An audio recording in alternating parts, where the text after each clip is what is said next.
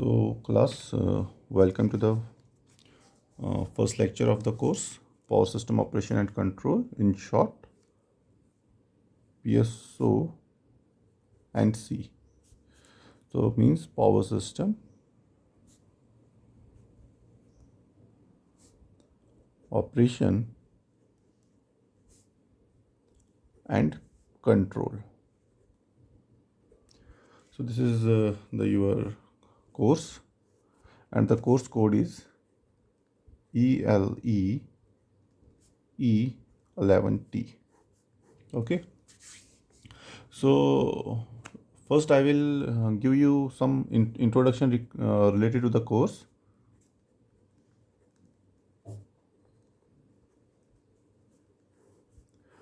Okay, as the name says, power system. The first part is power system operation.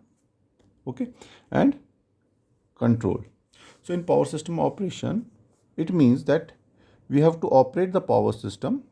Okay, and under normal and abnormal conditions, and we have to control the system as well. Okay, so the basic topics or important topics that will be covered in this course are: number one, the first topic will be what are the basic concerns of a power system. Basic concerns of power system. Basic concerns of power system operation and control.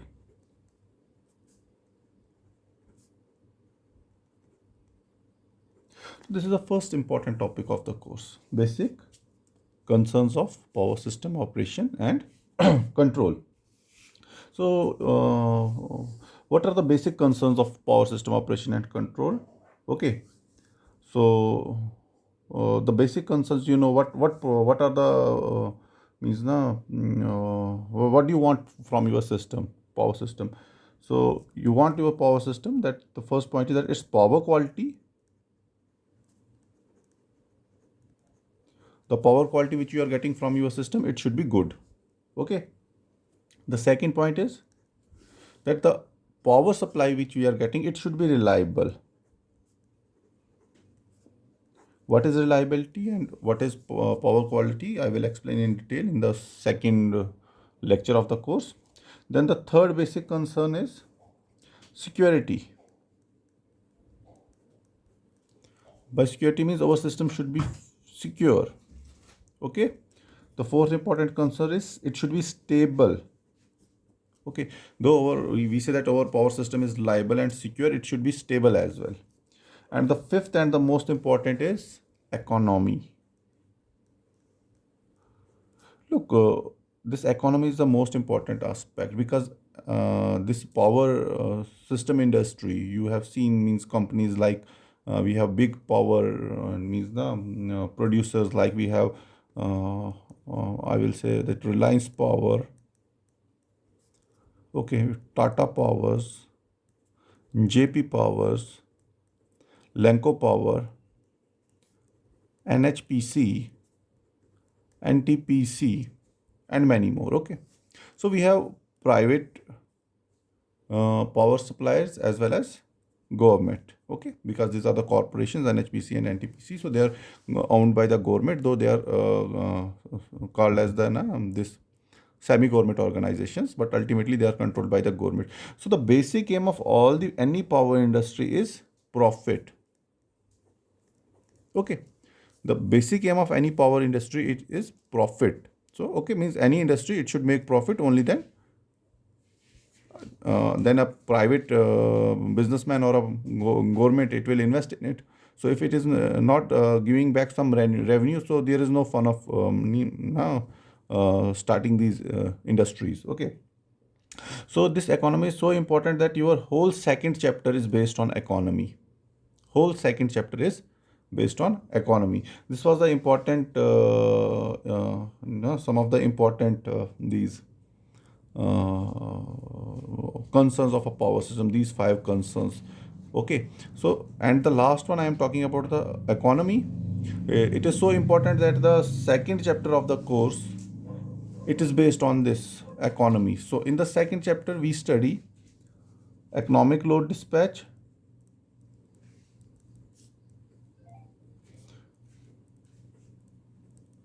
economic load dispatch problem. Economic load dispatch problem means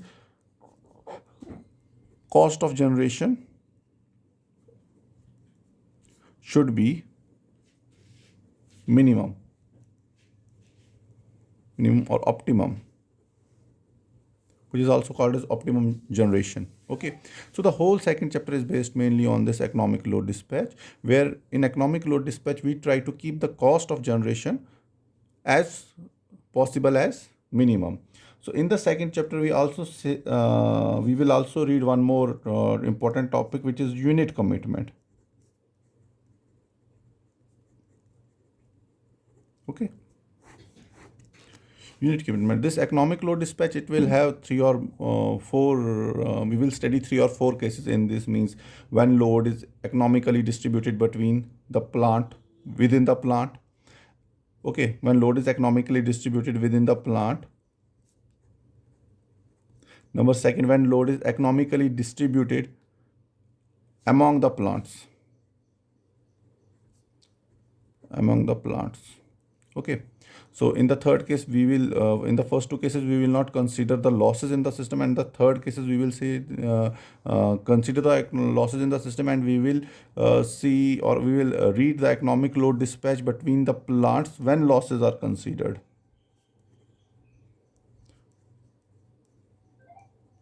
Because you cannot make losses equal to zero. Okay, you cannot make losses equal to zero in any system. Okay, so therefore these losses are also to be taken into consideration while calculating this economic load dispatch problem. Okay, so in the same chapter we will study the unit commitment problem. What is unit commitment? Unit commitment I will give you explain you with an example. Means suppose we have three units. Okay, I'm saying I have three units, three generators. Okay,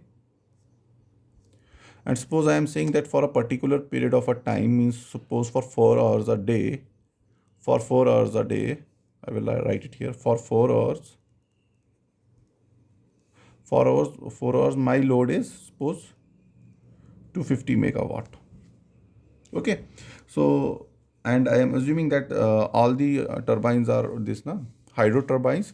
Suppose I am saying that the availability of the water is such that I have to now maintain the scheduling problem, means how much power should be obtained from which unit. So I am saying, okay, this is my new unit. Means suppose this unit is suppose just installed a month back. This unit is installed 2 years back, and this unit is installed 5 years back. So obviously this unit, the efficiency of this unit, third unit, it because it has been installed 5 years back, it is less. Okay, so if we are saying that its rating is 100 megawatt, this is also 100 megawatt, these are also 100 megawatt. So because of the aging, because this unit is 5 years old, so its efficiency has no reduced, and no, it can only supply, suppose I am saying 60 megawatt or 70 megawatt. Okay, and so 250 minus 70, how much is it? So it is 180. So now 180 megawatt is to be distributed between these two. Okay, so I also told this is a newer unit, and this unit is 1 or 2 year old, and this unit is 5 year old. So obviously the newer unit, it will have the highest efficiency. So it will have if it will have a highest efficiency, I will say that this will generate 100 megawatt, and 80 megawatt will be generated by this. Okay, now I am telling you that no, I have made a calculation that this unit will supply 70, this unit will supply 80, and this unit will supply 100, because this is the oldest unit, this is the old unit, and this is the new unit. Okay, so now once I have decided, means no, this unit is committed to supply this 100 megawatt for this 4 hours, and this unit, it is committed to supply this 80 megawatt for 4 hours, and this third unit, it is committed to supply 70 megawatt for 4 hours. Now, as these units are committed to supply the respective megawatts of power for this period of time. So I will say these units are now committed. These units are now committed. Unit 1 is committed to supply 100 megawatt.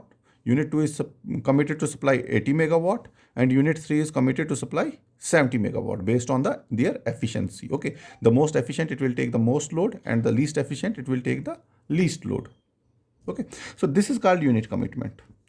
Once you have distributed the load among the units or among the generators, so based on their efficiency and other factors, now you will say that this unit is committed to supply this amount of power.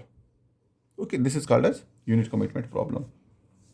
So these are the important problems, and the third problem which you will, third important topic that we will study in this second unit is hydrothermal scheduling.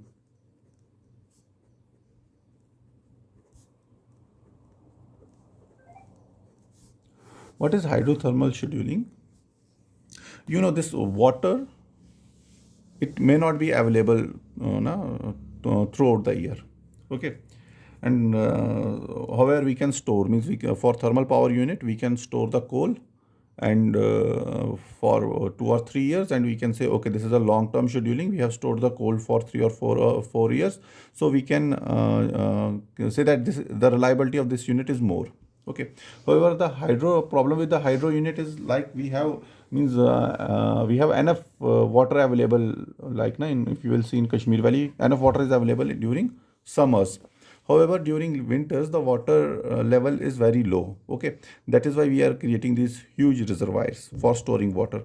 So there should be a proper scheduling between this hydro and thermal unit. Okay, depending upon the constraints, and the constraints here are the availability of the water in the reservoir.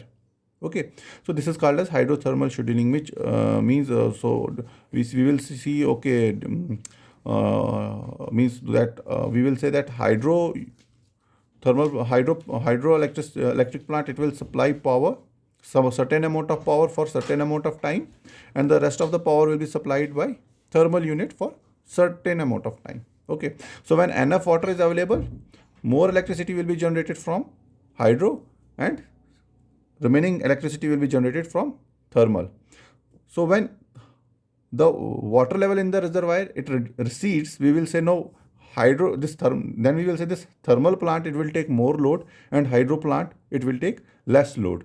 So this is called as the hydrothermal scheduling, means we have to schedule the power generation between hydroelectric plant and this thermal power plant.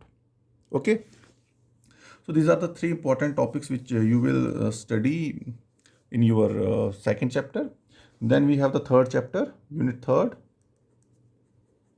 most important unit third. We will first we will see here what is governor control. Most important topic in power system, governor control. You know what is the function of a governor? Governor, basically it controls speed or frequency. Okay, what we do, we sense the frequency of the system. What is the frequency? Or if we say if the frequency is increasing or decreasing, depending upon that, what we do, we means open the valves of the headrace tunnel. Okay, so we open the valve so that more steam in case of a thermal plant, or more water in case of a hydro plant, it can strike the turbine. Okay, if frequency decreases, I'm saying if frequency decreases, so we open the valve. Okay, the valve opening is increased so that more steam or more water can strike the turbine, and speed of the turbine will increase, and if speed of the turbine will increase, frequency will increase. On the other hand, if the frequency increases, this increase in frequency, it is sensed by the flyball mechanism. Okay, and depending upon the increase in frequency, what we do, we close the valves. Okay, the valves are closed so that less steam or less water will strike the turbine, and the speed of the turbine will decrease. Okay, apart from this governor control, we will study one more control here, which is called as integral control. integral control. Okay, so I am saying here that the speed we can increase or decrease. Okay, so but we have to bring the speed back to its rated value. Okay, for that we need this integral controller, because if the speed will increase or decrease depending upon the frequency deviation, okay, we will see that after the Governor control, after the Governor control takes place, the frequency again comes to its nominal value, which is obviously depending upon this frequency, this speed. The frequency comes back to its nominal value, but not to its initial nominal. No, it is not, it will not come back to nominal value. It will come back to some value, but it will not be its initial value. It will not come back to its initial value, means 50 or 60 hertz. Maybe it will settle at 50.2 or 49.8, but it will not settle at 50. So to bring it back to this 50 hertz, we will use integral controller. How this integral controller will work, I will tell you when I will teach you this unit third. So we will see that this integral controller, it will means that it will make, or it will reduce steady state SSE. SSE means steady state error to 0. Okay, it will reduce the steady state error to 0, and it will bring back the frequency to its initial value, or initial value, or normal value, nominal value, or initial operating point. You can use any 2 or 3 words. So this Governor control and integral controller, they are big units. Then here we will study what is two-area power system. What is two-area power system? What is tie line power deviation?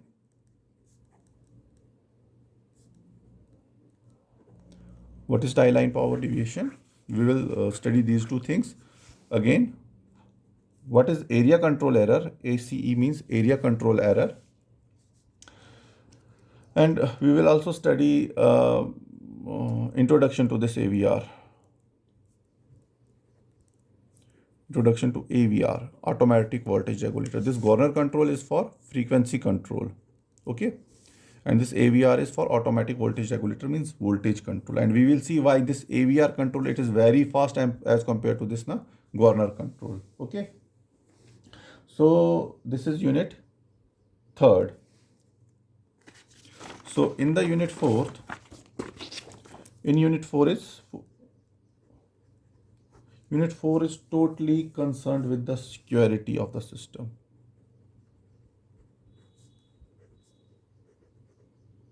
By security of the system means how security analysis is carried out. How security analysis is carried out. Means how we make our system more secure, how we check the security analysis. In this security analysis, we will see what are the factors that affect the security. Factors affecting the security of a system. Okay, we will also see study contingency analysis.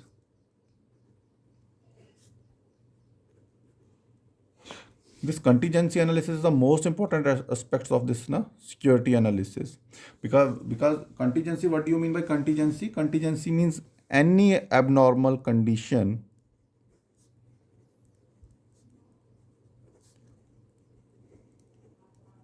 that occurs in a system is called as contingency. Now, depending upon how severe this condition is, depending upon the severity of this abnormal condition, we will say whether our system will remain secure or it will not remain secure. Okay. Then in this case, we have then further DC load flow,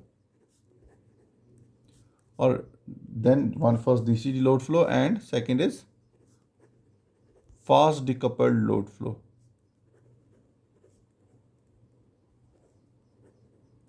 Okay, you have seen, you have studied this load flow analysis. So DC load flow is it is easier than AC load flow, because we ignore something in this DC load flow, like the reactance. We ignore reactance in DC load flow. And fast decoupled load flow, you know what is decoupled load flow means? We decouple the effect of this voltage change on frequency. We say that, okay, because of voltage there will be no effect on frequency, okay, or because of the reactive power there is no effect on frequency, and because of the active power there will be no effect on voltage. Okay, what we are I'm trying to say that we make frequency independent of Q and voltage independent of P, where P is active power and Q is reactive power. Okay, then we study what are the different types of controls, means emergency control, restorative control, preventive control. So these controls I will teach you in this unit 4. So then we have last unit, which is unit 5. Okay, so in this unit 5 we will see what are the difference, which is, it is more a theoretical topic unit, but important unit, because here we will see the what are the functions of energy control center, ECC, energy control center, load dispatch center, LDC, load dispatch center, and what are the functions of SCADA, supervisory control and data acquisition system, SCADA system, which is a very appealing system nowadays, because now this power industry, it is going for automation. Okay, so this automation is based totally on this SCADA system. Okay, and after SCADA we have last data acquisition system, DAS. Okay, means from the field we are acquiring data and we are storing that data for analysis purposes, because this whole analysis, security analysis, is based on this data acquisition system. Okay, so this data acquisition system is one of the most important topics from this control security point of view. So these are the 5 units, and these are the main topics which we are going to study from your next class. So please go through these topics, look what are the topics, what I have taught, what are the course content, what is the content which we will cover in these 5 units. So I think I should stop for this for today's lecture, because today's was an introductory class. So I gave you an introduction to this syllabus, to the course. So I thought that 20 minutes are enough for this introduction part, because later we will study these points one by one, while you will study these topics in detail in the coming lectures. So that is it for today's lecture. So I will upload the lecture on YouTube, and I will circulate the link. So let me put the date here. So what is the date today? So the date today, it is 13th. Okay. So what I will do, I will make the videos and I will upload these videos on YouTube, and I will circulate the links with you guys. Okay, and what I will do, once in a week I will have an interaction class. Okay, though I will upload the video on that day as well, but I will take introduction this interaction class, one interaction class in 1 week, and I want all the students to be present in the interaction class, because the interaction class will take place through Google Meet. Okay, so if you people have any doubts, you can raise your doubts in that introduction class, this interaction class. So I will try my level best to clear your doubts. Though this subject, the second chapter of this course, it is highly complex, but still I will try my level best to make it easy for you guys to understand. Okay, so rest course number 3rd, unit number 3rd, you will enjoy unit number 3rd, because it is totally electrical based. So unit 3rd and unit 4th and 5th, they are mostly theoretical units. Unit 1st, 4th and 5th, they are mostly theoretical, and unit 2nd and 3rd, they are totally this mathematical based. So thank you very much. I will upload the video. You can see the video from there. Thank you.